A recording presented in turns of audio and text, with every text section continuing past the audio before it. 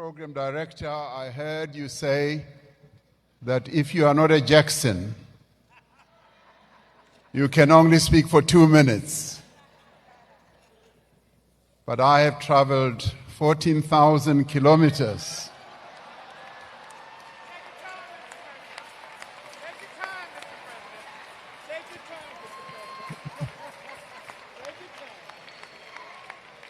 which is 9,000 miles over 24 hours.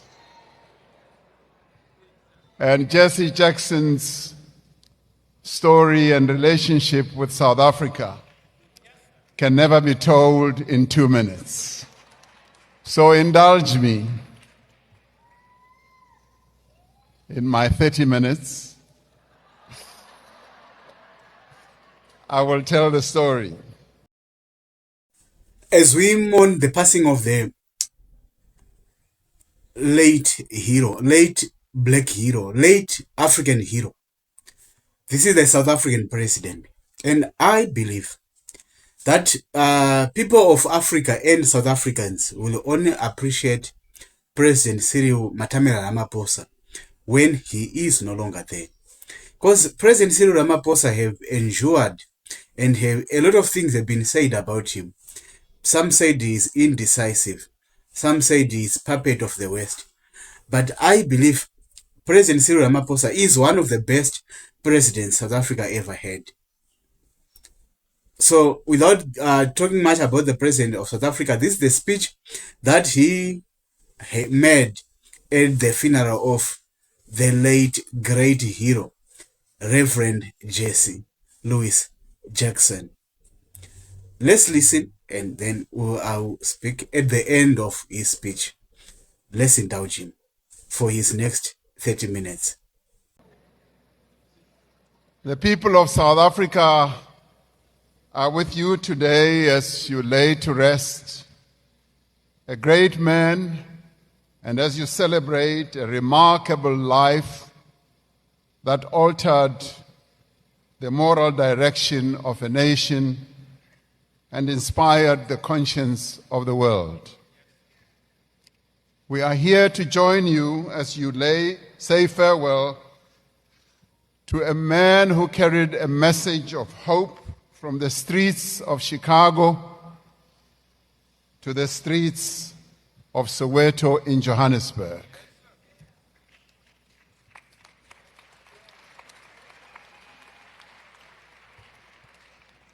But today we are also here as South Africans to lay claim to Reverend Jesse Jackson as one of our own, and to say he does not belong to you only, he also belongs to us.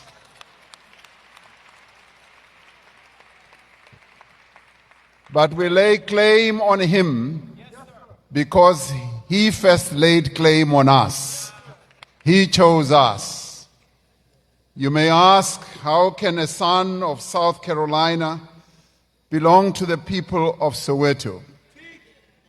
How can a man born in segregated African American or American South be claimed by the people of a faraway land that was bedeviled by the racist system of apartheid? Well, I'll tell you how, and I'll tell you why. Belonging is not determined by the soil on which you were born. Belonging is determined by the soil on which you choose to join the fight against an evil system.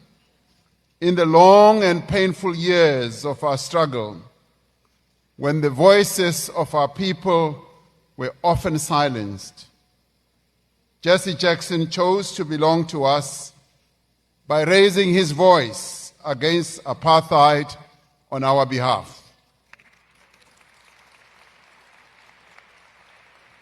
When our cause was ignored and many would look away and walk away, he stood firm in his solidarity with us. He looked at a people he had never met and said, "Your pain is my pain. The chains that bind you are my chains. Your struggle for freedom is my struggle as well. And for this, the people of South Africa remember him not as a distant friend, but as a brother in the struggle for justice and freedom. That is why we claim him as ours too today. Jesse Jackson was an African. We lay claim to him because he was an African. Pledging his solidarity with our struggle did make him one of us, an African American. Ours, not only yours. He epitomized the image that was depicted by one of the key founders of the African National Congress, Pixley Kaisa Kaseme, who delivered a most famous speech in 1906 here in the United States when he was a student at Columbia University. And he said, "I am an African, and I set my pride in my race against a hostile public opinion. The brighter day is rising upon Africa. Already I seem to see her chains dissolved." That speech captured the spirit of African pride and hope. That is what Jesse Jackson meant to South Africa and Africa. Hence we stand here and say he belonged to us. Jesse Jackson stood with the people of South Africa during our darkest days and hours against apartheid. He told the world that the struggle for dignity in the United States was inseparable from the fight against apartheid and injustice in South Africa. When Jesse Jackson reminded the United States that its strength as a nation lies not in exclusion, but in the beautiful diversity of its people, black and white, rich and poor, urban and rural, workers and farmers, immigrants and the forgotten, we were hugely inspired by his message. Nelson Mandela and his comrades were hugely inspired too by Jesse Jackson whilst they were serving life sentences on Robben Island, as they observed how Jesse Jackson carried out our struggle for justice beyond the borders of the United States. He was a voice that refused to be silenced when silence would have been easier. A voice that preached a message of hope from the streets of Chicago to the dusty streets of Gugulethu in Cape Town in South Africa. That justice was not a privilege for the few, but a birthright for all. His rallying call, "Keep hope alive," became a compass of our struggle and gave us hope for victory over the evil system of apartheid, exclusion, division, and oppression. Jesse Jackson expressed his solidarity with us when he visited for the first time South Africa and came to Soweto 47 years ago after the killing of Steve Biko in apartheid police cells. He drew massive crowds at rallies in Soweto, where he famously declared, as though he was a prophet, and indeed he was. He said, "This land is changing hands." When the Reagan administration chose constructive engagement, diplomatic language for doing nothing, Jesse Jackson chose unconditional solidarity with the oppressed majority in South Africa.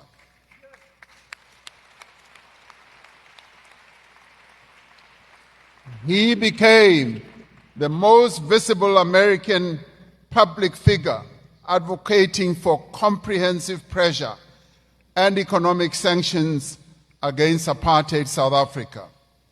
By placing South Africa at the center of American electoral politics during his presidential election campaign, Jesse Jackson influenced millions of voters to confront apartheid as their moral responsibility too. He led many marches here in the United States, and in 1985 was arrested with his two sons, Jesse Jr. and Jonathan, outside the South African embassy. They were arrested, and as they were arrested, they sang the song which Stevie Wonder rendered here, "We Shall Overcome." It was a song that became part of our struggle freedom songs, from which we drew inspiration. He took the fight against apartheid globally.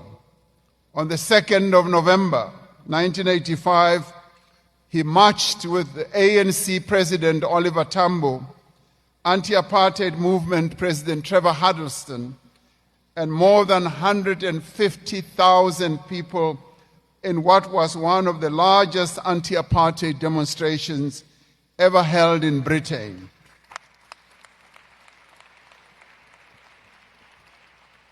Not only did he march in the streets, he walked into the corridors of power. He opened doors, and when the doors were closed, he kicked them down. He personally lobbied international leaders. He lobbied Pope John Paul II to visit South Africa and hasten change. He pressed Mikhail Gorbachev to cut all Soviet diplomatic ties with Pretoria. He challenged Margaret Thatcher to her face. She refused to budge, but he did not stop. When Nelson Mandela finally walked free in 1990, after 27 years of imprisonment, Jesse Jackson was there in Cape Town, witnessing a moment the world would never forget.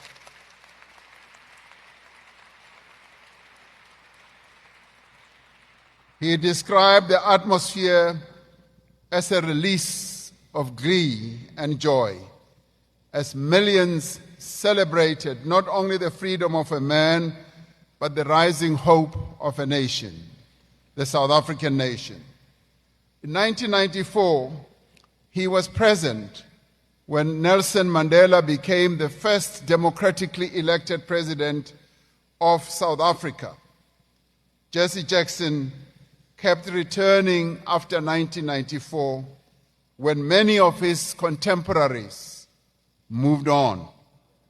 We claim Jesse Jackson as one of our own because he never saw the struggle of the people of South Africa as a distant or foreign cause, but as a struggle that belonged to him as well.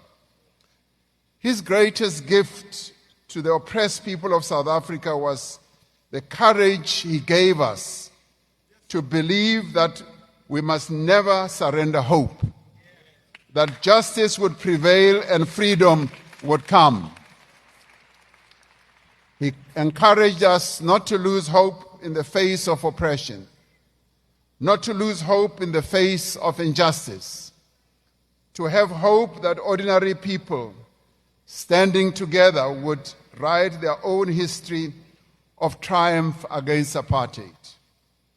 The life of Reverend Jesse Jackson reminds us that the struggle for justice is never the work of a single lifetime. It is a long and noble journey that is carried forward across generations.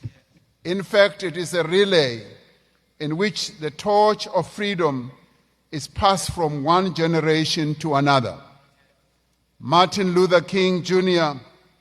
lifted that torch and gave the world a dream of justice and equality.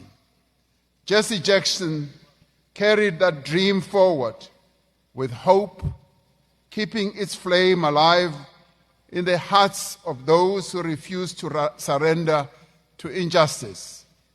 And Nelson Mandela carried that dream into freedom, helping to build a rainbow nation where dignity and liberty could belong to us all.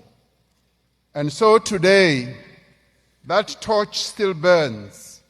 It is now in our hands to guard it, to carry it forward, and to ensure that the dream of justice continues to light the path for generations yet to come. Now we must ask ourselves, as we are gathered here, how can we honor the life and the memory of Jesse Jackson? We honor him by carrying forward the values that he lived for: justice, dignity, equality. By committing to a lifetime of service to others, by showing up when others look away from injustice, when they fear to stand up to power, and when they walk away from suffering, by pledging solidarity and using every opportunity to support the just struggle of others, and by ensuring that there is justice for all, by keeping hope alive, what Jesse Jackson taught us. Today we honor a man whose voice stirred the conscience of leaders and ordinary people, whose courage strengthened movements across the world, and whose faith never wavered, even when the road was long and difficult. To our mother, Jacqueline Jackson, to his children, we would like to say the following. We, as the people of South Africa, are here to say thank you.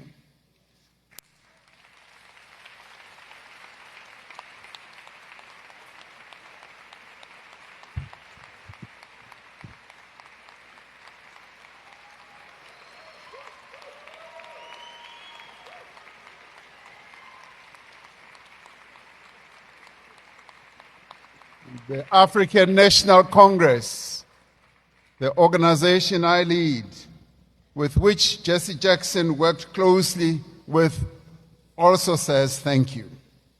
We are here not only in mourning, but in gratitude, deep, abiding, and unrepayable gratitude. You gave us your husband, your father, your patriarch. You shared him across an ocean and across continents, across marches and prison gates and inauguration days. When South Africa needed a friend in the corridors of power, you allowed Jesse Jackson to be that friend. His support meant that when our people were tear-gassed in Soweto, someone in America was weeping with us. It meant that when our leaders sat in prison cells on Robben Island, someone was standing in the capitals of the world, in Washington and in London, saying Nelson Mandela and his comrades are not terrorists or criminals, they are freedom fighters, and saying that the world must listen and act. We are grateful that on the day that Nelson Mandela walked free, on that historic and miraculous day, Jesse Jackson was standing in the sunlight with us, not because it was required of him, but because it was in him to witness the emergence of the South Africa he had campaigned for, a South Africa he had been arrested for, that he struggled for and prophesied about in Soweto in 1979. We honor him for his enduring commitment, his expression of real love, sacrificial love. The commitment he displayed did not wait to be invited. It made him simply show up And Jesse Jackson always showed up without anyone's permission. He showed up for South Africa, and he showed up again and again and again.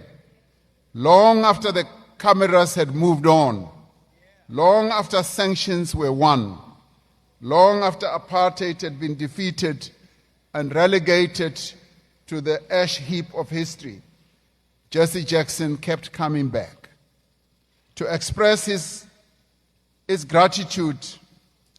As a free nation, South Africa awarded him the Order of the Companions of O.R. Tambo, one of the highest honors that we bestow on someone who struggled with us.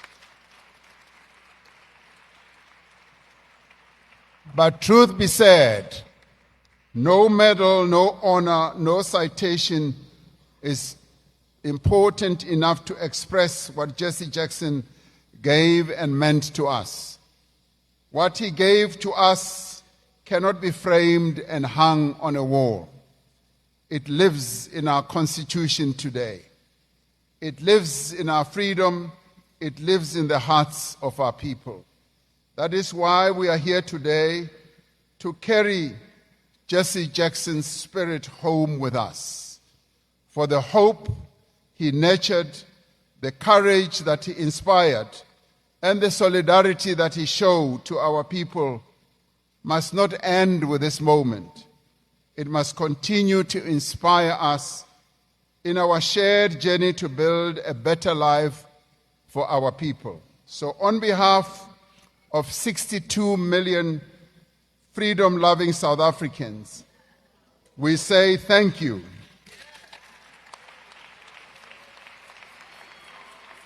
We say, go well, Reverend, go well. The ancestors, Martin Luther King, John Lewis, Malcolm X, Nelson Mandela, Oliver Tambo, Winnie Mandela, and many others, both here and in South Africa, have been waiting to embrace you. And we, the people of the Rainbow Nation, that you, Jesse Jackson, helped to build, salute you, and we say power to you.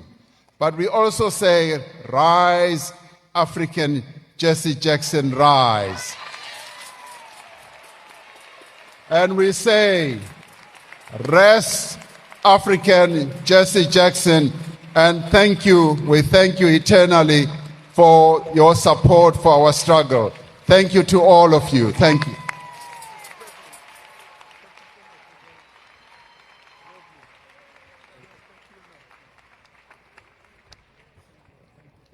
Come on, let's thank President Ramaphosa again, everybody. While we're standing, can we please welcome the President of the Democratic Republic of Congo, President Felix Tshisekedi.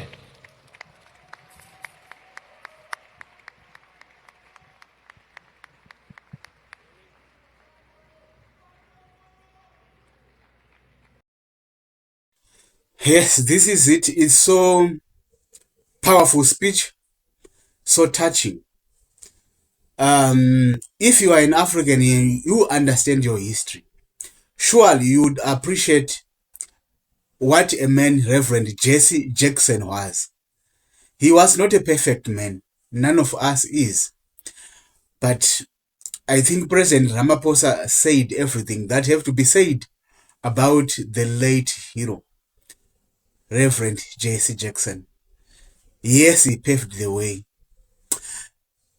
He speaks a lot about him coming to South Africa, him speaking about the oppressed black people. Reverend Jesse Jackson is one of the greatest black people to ever emerge. So this is it, my people. I believe you have watched and this video have inspired you to be a better African, to be a selfless African, to be a selfless black person. Wherever you are, you might be in the home of humanity in Africa. You might be in United States of America, where Reverend Jesse Louis Jackson was born. You might be in UK, China, the Caribbean, the sixth region of Africa. My people, this is the time to reflect and reflect hard about who we are as Africans and what it means to be an African. As always, my name is always the Osajefu, the President of Africa. I love you so much. I love you wherever you are. And my people, until I see you again in my other videos, please remember to take care of your loved ones. I love you so much. Take care of your loved ones. My people,